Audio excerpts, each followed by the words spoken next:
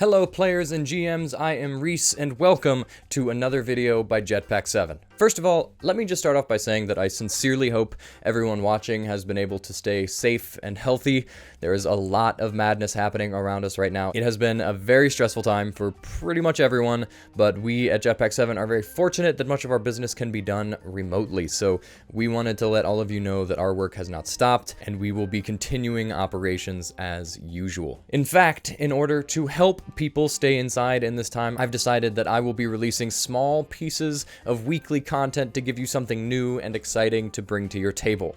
It may be as small as a new magic item or a new spell or something as big as a new playable archetype. We'll be releasing more details on that soon, but I can at least assure you that all of this content will be 100% free and will be released at the same exact time every week. And since staying inside is kind of the name of the game right now, it has been the perfect opportunity to play plenty of D&D. If you saw last week's video, you know that I said I was going to do another UA review, but that was before we were all told by our respective governors that we have to stay inside. I have been combing the D&D internet and have seen many people asking how to play online recently. So I figured it would be a good time to share how my group has continued to play D&D despite being loyal practitioners to social distancing. There are some really awesome methods you can use to play D&D online.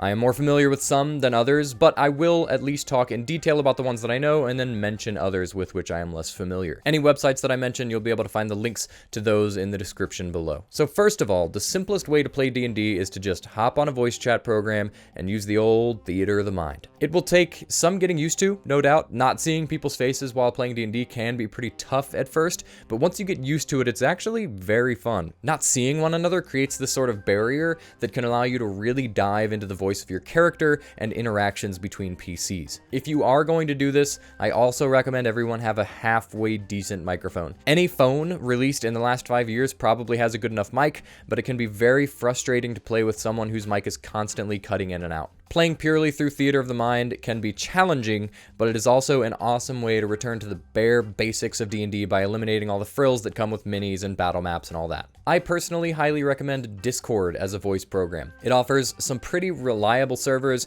and the platform itself offers some really smart design features that allow you to play the game in more ways than just through voice. Which brings me to my next option, Play by Post. Play by Post essentially just means that you play through text, and as far as I know, Discord is definitely the best program for that. Discord is not only a well-designed platform for group messages because it creates a very open format to each channel, allowing for great visibility and legibility even on mobile, but it also has a lot of bots you can install in the channels which can literally roll dice for you. Well, not literally, but like virtually roll dice for you. So you can still get the satisfaction of making a roll and inevitably failing it miserably, except now no one has to hear you drop the F-bomb. Play-by-post games are really nice for people who want to play but don't want to commit 3 or more uninterrupted hours a week to D&D. They allow you to check your phone, type something out, and then just go about your day for a while. I've also found that it allows for some incredible roleplay because you have time to think about what you're saying rather than trying to improvise something a really cool ranger would say in the moment. I will include some guides to Discord in the description of this video so that you can get your channels up and running if you do decide to play by post. In my opinion, the best method to continue playing D&D right now is through online platforms. The one with which I am most familiar is Roll20, so that is the one I'm going to talk about the most. Roll20 is this awesome website that has every book you can possibly imagine, except Out of the Abyss for some reason, which is really annoying because my group has been wanting to play that module for like 5 years and we haven't been able. And the wonderful people working for them have digitally copied the modules over to be compatible with the platform.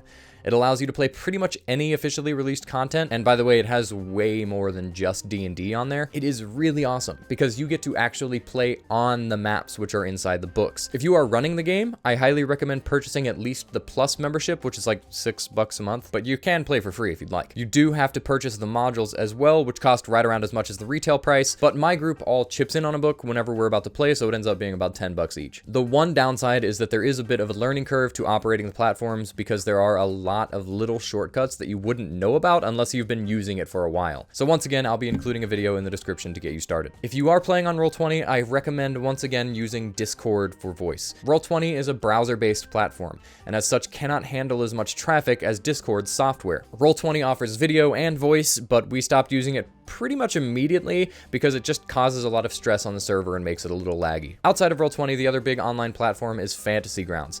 I'm not as familiar with Fantasy Grounds because I've never actually used it, but I will say Jetpack 7 does have a few books on there, so if you want to check it out, I highly recommend it, but I'll include a video on how to use that one as well. In short, the point is, you do not have to stop playing D&D just because you cannot be around too many people. In fact, now more than ever, it is so important to maintain that connection you have to keep each other sane in these rather tumultuous times. I have just recently transitioned my in-person, fully homebrewed campaign over to Roll20, and we really haven't skipped a beat. So thank you all for watching this week's video. I know it was a little short and a bit different than usual, but please do remember to like, comment, subscribe, and hit the notification bell. I will continue releasing videos amidst all this madness, even if someone locks me in my house, so please tune in and keep an eye out for those. And also keep an eye out for any of the free content that we'll be releasing every week. But until then, thank you all very much for watching, and I'll see you around.